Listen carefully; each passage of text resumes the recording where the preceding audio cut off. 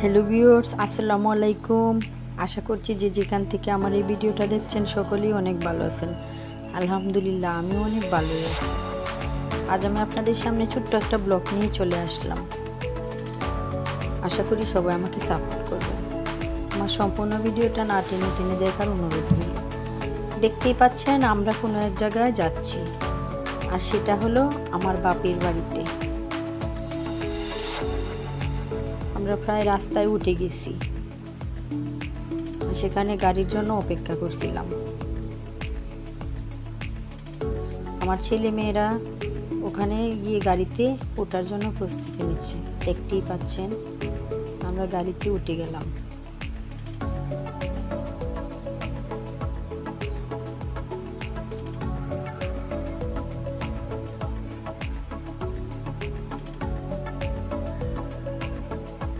এটা হচ্ছে আমার ছোট মা।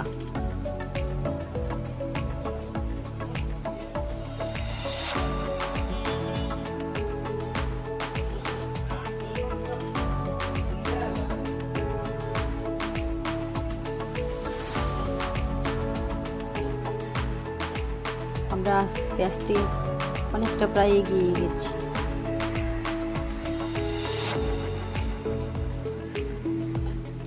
খুব ভালোই লাগছিল, অনেকদিন পর বাপের বাড়িতে যাচ্ছি। ছেলে মেয়েরা তো ভীষণ খুশি, তারা তাদের নানুর বাড়িতে যাচ্ছে।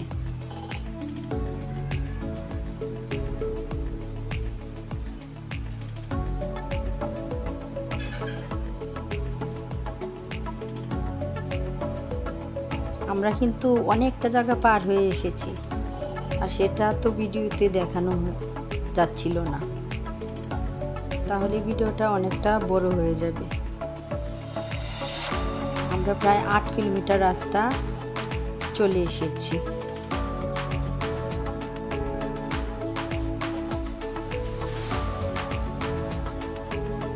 বুঝতেই তো পারেন বাবার বাড়ি যাওয়ার আনন্দটা কতটুকু। আর এটা হচ্ছে আমাদের স্কুল।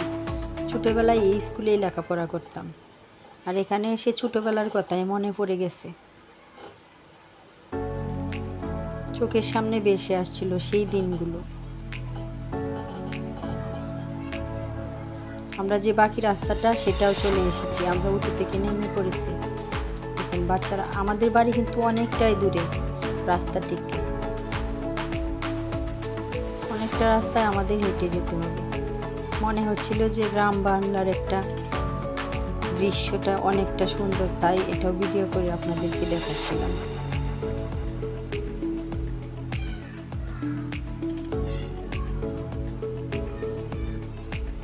বাচ্চারা তো দৌড়াদৌড়ি করে যাচ্ছিল, এক একজন এক এক জায়গা।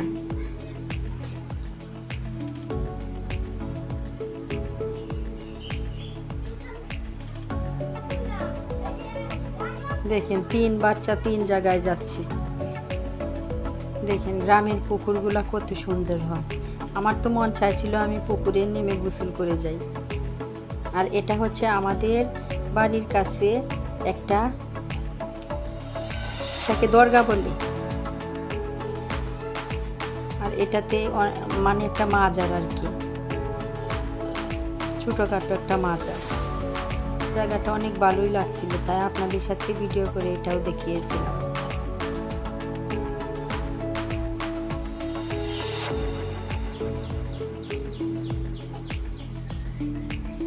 আমরা প্রায় বাড়ির কাছাকাছি চলে এসেছি। দেখতেই পাচ্ছেন আমরা প্রায় বাড়িতেই চলে এসেছি। আর যদি ভিডিওটা ভালো লাগে তাহলে আপনাদের না টেনে টেনে দেখার অনুরোধ রইল। সবাই আমাকে সাপোর্ট করবেন। আল্লাহ হাফেজ।